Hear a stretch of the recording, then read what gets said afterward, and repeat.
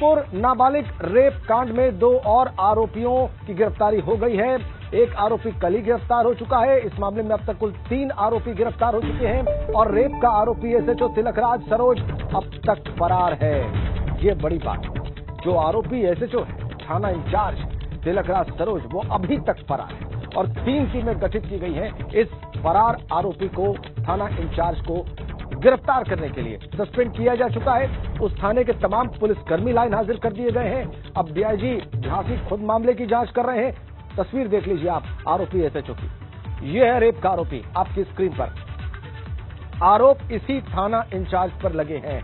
तस्वीर आप देख लीजिए। इसकी गिरफ्तारी के लिए 3 टीमें गठित कर दी गई हैं पुलिस कप्तान के द्वारा और अब खुद डीआईजी झांसी पहुंच रहे हैं ये देखने के लिए कि पूरे पुलिस महकमे की बड़े अधिकारियों की क्या भूमिका थी। उनकी भूमिका की भी जांच होगी इस बेहद संवेदनशील मामले में। उन्होंने क्या किया जब ये मामला उनको पता चला, उन्होंने कितनी गहराई से जानने समझने की कोशिश की कि क्या किया जा रहा है पुलिस की ओर से। और आपको बताएं कि इस मामले में सियासत की भी शुरुआत हो गई है। आज अखिलेश यादव पीड़ित परिवार से मिलने ललितपुर रवाना हो चुके हैं और इसके साथ ही यहां पर कड़ी कार्रवाई की जा रही है पुलिस की तरफ से भी। सियासत तेज। नेता प्रतिपक्ष ललितपुर के लिए रवाना हो चुके हैं। पीड़ित परिवार से मुलाकात करेंगे। राजनीति गर्म इस बेहद गंभीर मामले पर ललितपुर के और पुलिस की कार्रवाई हम देख रहे हैं। 3 तस्वीरों के जरिए अभी तक के हालात हमने आपकी स्क्रीन पर रख दिए हैं ललितपुर कांड से जुड़े हुए। ये सारा प्रकरण अब तूल पकड़ता दिख रहा है। ललितपुर घटना को लेकर अखिलेश यादव ने यूपी सरकार पर निशाना साधा है। ट्वीट में उन्होंने लिखा है कि प्रदेश की कानून व्यवस्था पर उन्होंने लिखा है, योगी जी की पुलिस निरंकुश हो चुकी है। चंदौली में एक मासूम बेटी के साथ रेप और हत्या के आरोपों के बाद उत्तर प्रदेश की योगी जी की पुलिस पर ललितपुर के पाली में पुलिस वालों द्वारा सामूहिक बलात्कार का आरोप लगा। ये उनके ट्वीट का कंटेंट मैं पढ़ रहा हूं, आपकी स्क्रीन पर है। वसूली, हत्या और अपहरण फिरौती के बाद अब यूपी पुलिस रेप और गैंगरेप भी करने लगी है। ये बड़ा हमला इस ट्वीट के जरिए, ये बड़ा हमला। और सिर्फ अखिलेश यादव ही क्यों, शिवपाल सिंह यादव ने भी ट्वीट किया है इस मामले पर। उन्होंने भी ट्वीट किया। देखिए क्या लिखा है। ललितपुर में एक 13 साल की बच्ची के साथ गैंगरेप और फिर शिकायत लेकर जाने पर थानेदार द्वारा बलात्कार की घटना पुलिस व्यवस्था की निष्ठुरता और निशंसता की बानगी भर है।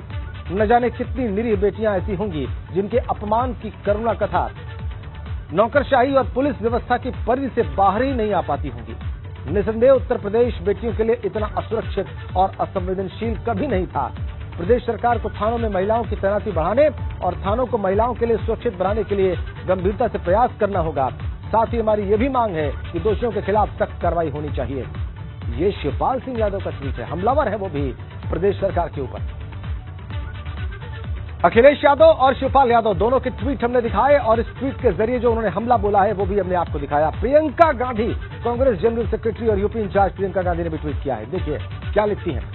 ललितपुर में एक 13 साल की बच्ची के साथ गैंगरेप और फिर शिकायत लेकर जाने पर थानेदार द्वारा बलात्कार की घटना दिखाती है कि बुलडोजर के शोर में कानून व्यवस्था के असल सुधारों को कैसे दबाया जा रहा है।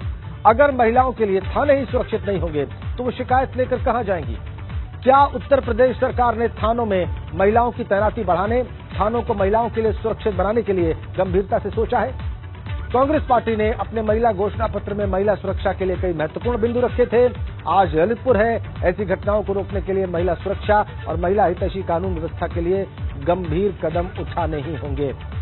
ये सारे अपोजिशन लीडर ट्विटर पर हमलावर हैं। और विवेक त्रिपाठी के पास अब चलते हैं, हमारे संवाददाता जो सारे प्रकरण पर नजर रखे हुए हैं, पुलिस की कार्रवाई पर नजर रखे हुए हैं और पुलिस अब कितना गंभीरता से कार्रवाई करने जा रही है इसके बारे में भी संकेत दे रहे हैं। विवेक का तमाम जो बड़े अपोजिशन लीडर्स हैं उन्होंने जितने ट्विटर अटैक किए हैं उन सब का कंटेंट हमने अभी दर्शकों के सामने रखा है, मैंने अभी पढ़ के बताया है और ये बहुत गंभीर हमले हैं। शिवपाल सिंह यादव भी शामिल हो गए इन हमलों में। उन्होंने भी ट्वीट से अटैक कर दिया है और ये तक कह दिया है कि इतना असुरक्षित और असंवेदनशील हालात कभी नहीं थे उत्तर प्रदेश में। विवेक का क्या इसका भी दबाव है पुलिस के ऊपर?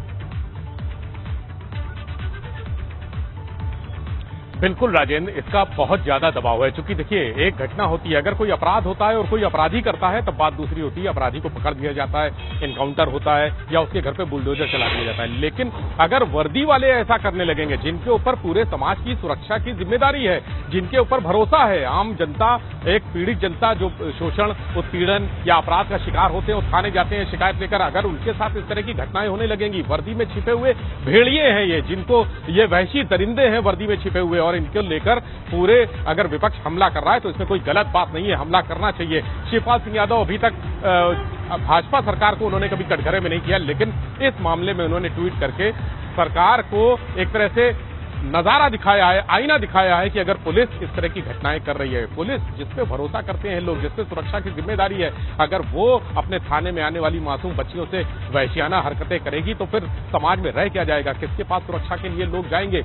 ये सोशल मीडिया पर हमले इसीलिए एक तरह से बैठे बिठाए उत्तर प्रदेश की पुलिस ने सरकार के खिलाफ विपक्ष को एक बड़ा मुद्दा दे दिया है। यानी विपक्ष हमेशा ही चाहता है कि लॉ एंड ऑर्डर को लेकर हमला करते रहे। अखिलेश यादव हमेशा ट्वीट करते रहे, और कहीं भी उनका बयान आप देख लीजिए, इससे पहले कहीं भी अगर वो नमाज में मिले या ईदगाह में मिले या रोजा इफ्तार की दावत में मिले, तो इन्होंने हमेशा कटघरे में खड़ा किया कानून व्यवस्था को लेकर। और आज तो इतना बड़ा मुद्दा दे दिया है, अगर कोई अपराध होता है, पुलिस वाला कहीं जाता है दबिश के दौरान, उस दौरान मारपीट होती है, कुछ होता है, कोई दुर्घटना हो जाती है, तो वो एक बर्दाश्त किया जा सकता है, उसमें कार्रवाई की जा सकती है। लेकिन बच्ची आई है थाने रेप की शिकायत लेकर, उससे दरिंदगी होती है, इसको माफ नहीं किया जा सकता, इसको बर्दाश्त नहीं किया जा सकता। ये यूपी पुलिस के पूरे दामन पर दाग लगाने वाली घटना है, और ये बहुत गहरे दाग लगे हैं। आपने बिल्कुल ठीक बात कही कि ये मामला बहुत गहरे दाग लगा रहा है पुलिस के ऊपर, और इसीलिए संभवतः डीजीपी की ओर से इतने सख्त निर्देश हैं, और इसीलिए शायद पूरे थाने को लाइन हाजिर कर दिया गया है,